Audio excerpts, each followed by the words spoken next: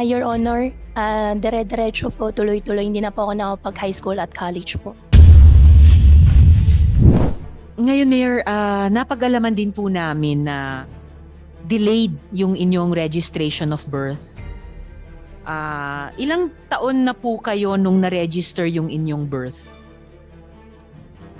Your Honor, hindi ko pa lang po siya masyado maalala po ngayon. Okay lang, check ko po.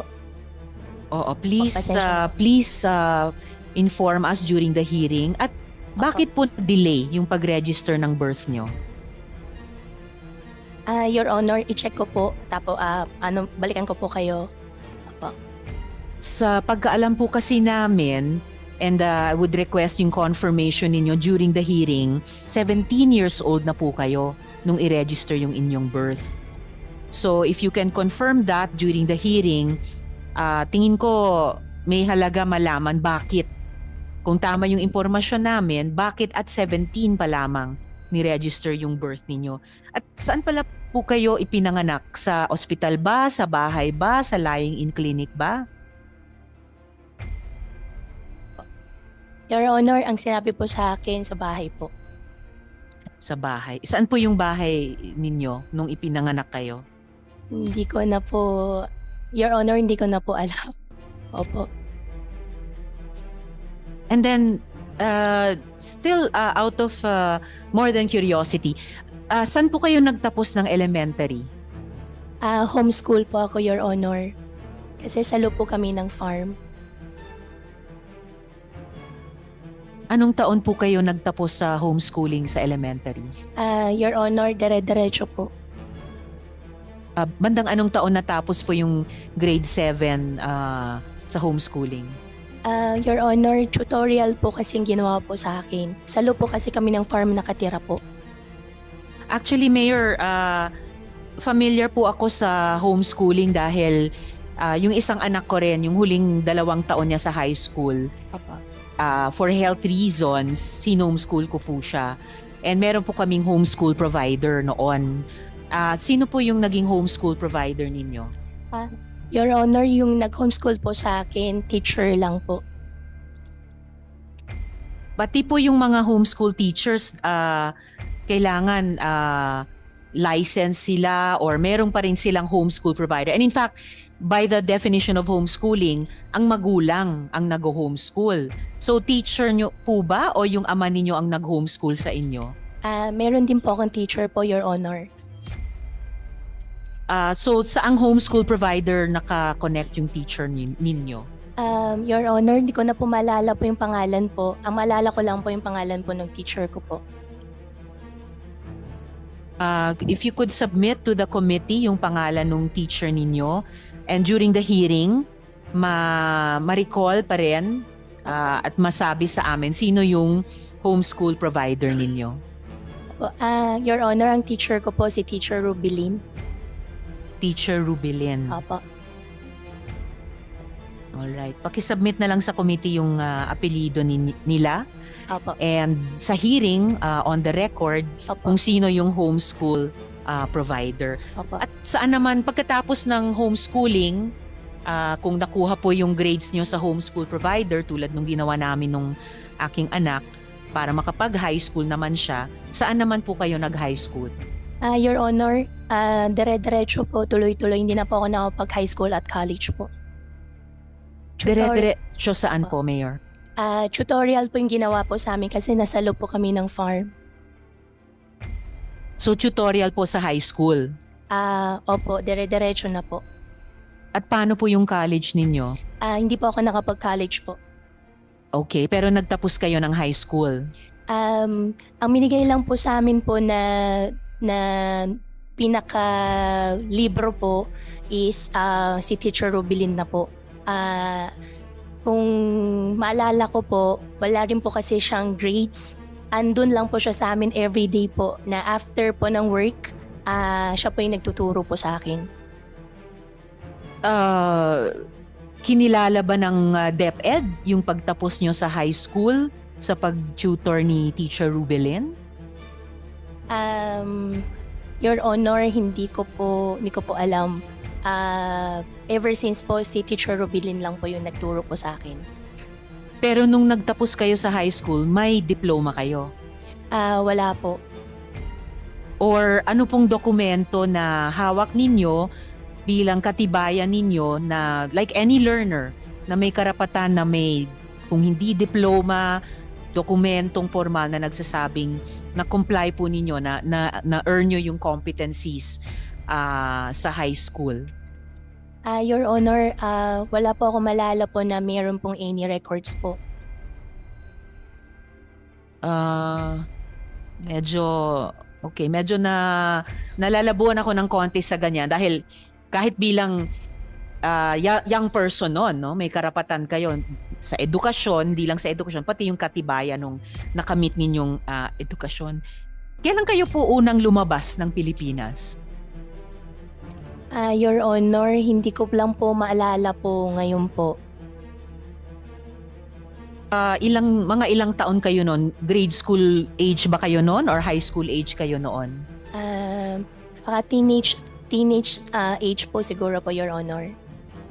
All right. At sa unang paglabas nyo sa Pilipinas nung bandang teenager kayo, saan kayo pumunta noon? Hindi ko na po masyado po maalala, pero parang Singapore po yata or Malaysia po. And of course, dumaan kayo sa isang airport ng Pilipinas para pumuntang Singapore or Malaysia. Ay, opo. Nandito po ba yung Bureau of Immigration? Yes. Attorney Licas po ba ang sasagot or Attorney... Yes, thank you, Chief Santos. Chief Santos, meron po ba kayong record nung unang paglabas ni Mayor Go nung bandang teenager sila to Singapore? Okay. Sige po, hindi na lang po tanong, request po ng chair, Chief Santos. Pakisubmit ng records nung unang paglabas ni Mayor Guo nung bandang teenagers sila papuntang either Singapore or Malaysia. Kaya po ba during this hearing? Yes, Madam Chair, we will check right now. Thank you, Chief. All right, Mayor. Nung 2020 noon, no, tumayo po kayong representante ng Hongsheng Gaming Technology Incorporated. In fact, kayo nga po, gaya ng naipakita ng ating mga dokumento, kayo po yung nag-apply para sa LONO, Letter of No Objection, mula sa Sangguniang Bayan nung hindi pa kayo mayor. So, first of all, ano po yung official position ninyo dati sa Hongsheng? Your Honor, wala pa akong any position po sa Hongsheng po. So, in what capacity po kayo nag-apply ng Letter of No Objection sa Sanggunian? Your Honor, tinulungan ko po si Hongsheng po bilang ako po yung incorporator po ng Baofu po. Okay, so bilang incorporator ng Baofu, kayo humingi ng lono para sa Hongsheng. Dahil kahit noon, ano bang relasyon ng Hongsheng at ng Baofu? Your Honor, pinakilala ko po sila sa previous administration po. Ang relationship po nila ay lessor and lessee po. Supposedly po. Lessor at lessee ng lupa? Magre-rent po dapat si Hongsheng po kay Baofu po. So, nung panahong iyon, ang Baofu na ang may-ari ng lupa at ipinakilala nyo sila para makapag-lease ang Hongsheng sa Baofu. Ang pag-aari, Your Honor, ang pag-aari po ng lupa ever since po si Baofu po. Ever since ang Baofu ang may-ari. Paano na nakuha o nabili o napagmay-arian ng Baofu ang lupang iyon? Ang Baofu ba ay Filipino company? Opo, ang Baofu po, isa po akong incorporator po ng Baofu po. So paano naging pagmamay-ari ng Baofu yung lupa? Nag-joint venture po kami ni Baofu po, Your Honor. Sinong nag-joint venture? Ang Baofu at kayo? Sino yung kayo? Ako po, tsaka yung mga Chinese po na investor po na nasa Baofu po. Sinong mga Chinese investors yon? Sila ba yung Hongsheng? Hindi po, Your Honor. Sino po yung mga Chinese investors na iyon? Ang Chinese investor po ng Baofu po, Your Honor, si Xi Xingyang. Sino po sila? Sino si Xi Xingyang? Siya po yung isa rin po siya incorporator din po ng Baofu po. Siya po ay Chino o Filipino? Chino po. So ano po yung percentage ng Filipino at percentage ng Chino dun sa Baofu? Kasi sabi nyo ang Baofu ay Pilipinong kumpanya. Apo, 60% po Filipino-owned po. Sino-sino yung nagre-represent nung 60% na Filipino na Ako po. Kayo lamang mag-isa, 60% Apo. ownership. And then 40% sina Xi Xingyang at Apo. iba pa. Ngayon, sabi niyo po sa isang media interview na simula nung raid sa Hongsheng, nung February pa, yung unang raid, February 2023, nakaraang taon, Apo. hindi nyo na sila pinayagan mag-operate.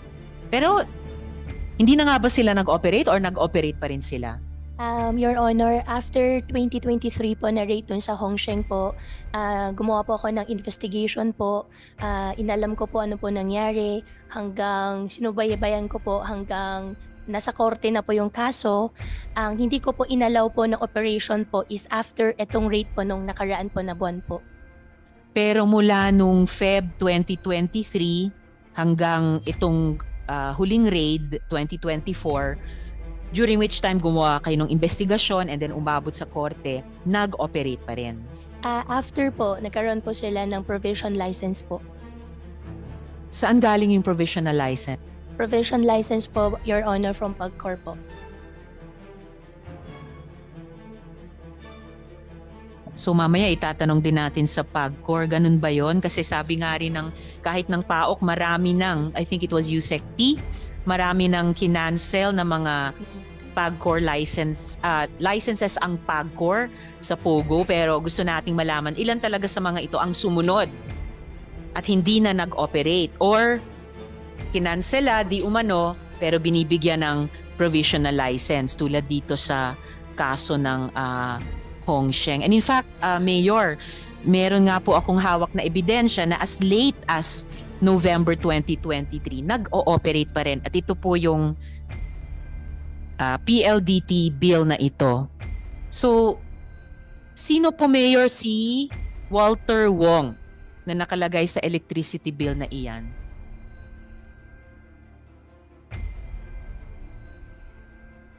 Telephone bill. Sino po si Walter Wong? Your Honor, si Walter Wong po, hindi ko po siya kilala. Na-meet ko lang po siya nung nag-courtesy call po siya sa office ko po. So, nung nag-courtesy call siya, sino daw siya? Siya daw po yung general manager daw po ng Zone 1.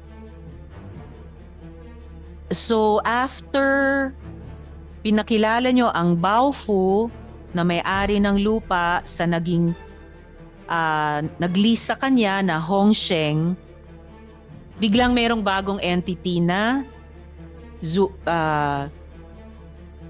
Zunyuan na si Walter Wong.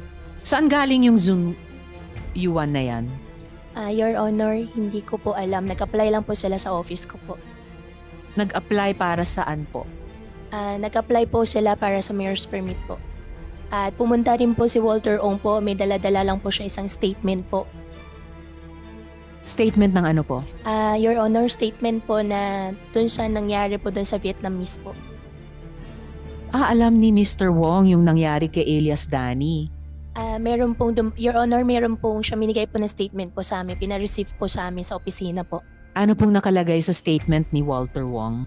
Kung maalala ko po, nakalagay po dun sa statement po niya, Your Honor, na puro allegation lang po yung sinasabi po ng Vietnamese po at wala pong nangyayaring torture po. Paano nalaman ni Walter Wong yung nangyari kay Dani, Elias Dani? Hindi ko na po alam, Your Honor. And pagkatapos na mag-courtesy call si Walter Wong ng Zunyuan sa inyo, bilang siya daw ang general manager noon, ano na po yung naging relationship, professional or political o iba pang relationship ni Mr. Wong at ng Zunyuan sa inyo? Your Honor, wala na po. So sa pagkaalam ninyo, 3 na yung entities na nag-occupy dyan sa 7.8 or 7.9 hectare property sa bayan ninyo na may 36 buildings. So ano yung pagkaalam ninyo sa relasyon ng 3 iyan? Ano yung relasyon ng Baofu, Hongsheng, Zunyuan? Your Honor, si Zunwan po, siya po yung nagre-rent po. Siya po yung nabigyan ko po ng mayor's permit po ng 2nd, 3rd, and 4th floor po.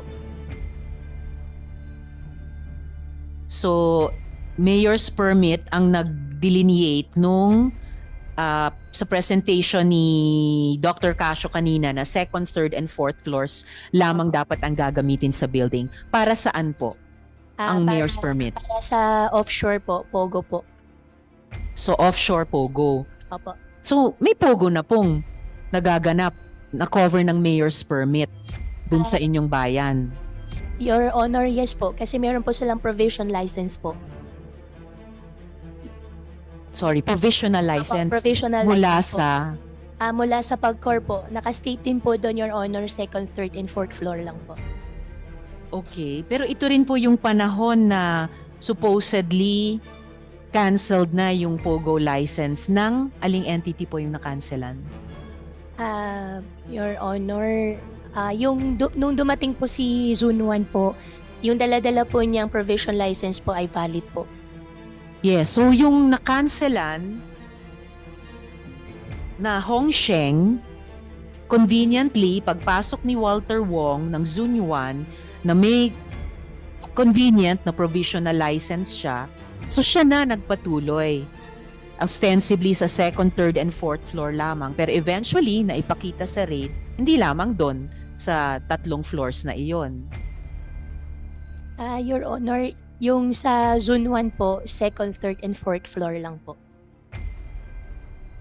Hindi kaya, Mayor, na yung nakanselan sa Hongsheng, pero sabi nyo nga nabigyan din pala ng provisional license ng PAGCOR, ay kung may ilang buwan na hindi siya nakapag-operate muli pagkatapos ng unang raid, itinuloy lang under the new and improved name of Zunyuan, covered din ng provisional license?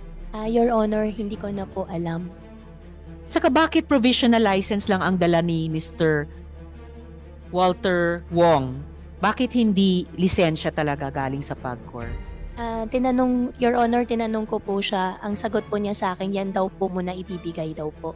May undertaking din naman po siya sa amin. The moment po na makancel po ang kanyang provisional license po, makakancel din po ang kanilang mayor's permit po. Siya yung nag-offer ng ganyan sa inyo? Hindi po, kami po. Oo, tama. Kasi dapat ang mayor's office ang nagsasabi, hindi yung locator ang nagsasabi.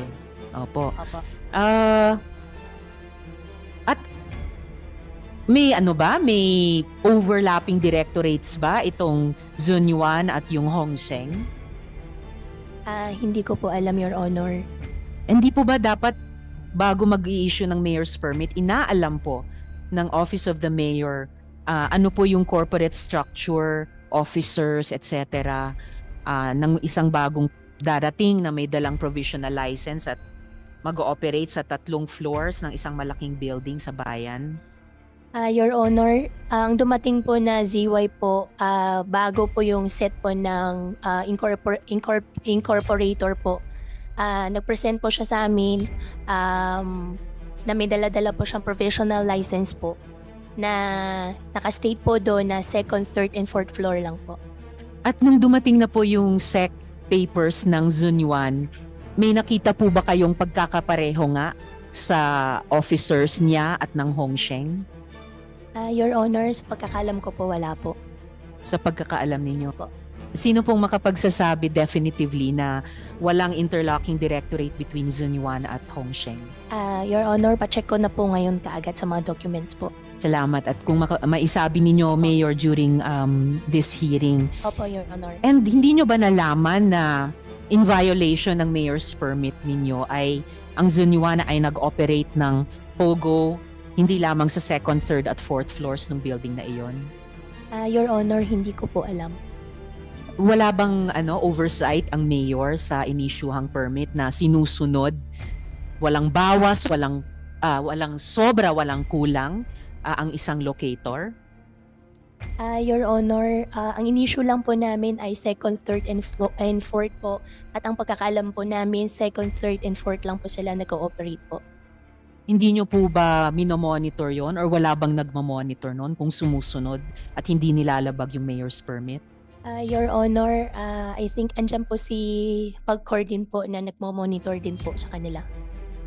Definitely, tatanungin din po namin ang PAGCOR, pero it would also seem na bilang local chief executive, tulad sa isang bansa, kaya hanggang kay presidente kami nananawagan na palabasin na ang POGO dito sa buong bansa. It would seem na bilang local chief executive ng bayan, meron kayong hindi lang karapatan pero tungkulin, siguruhin na hindi nilalabag ang terms ng mayor's permit.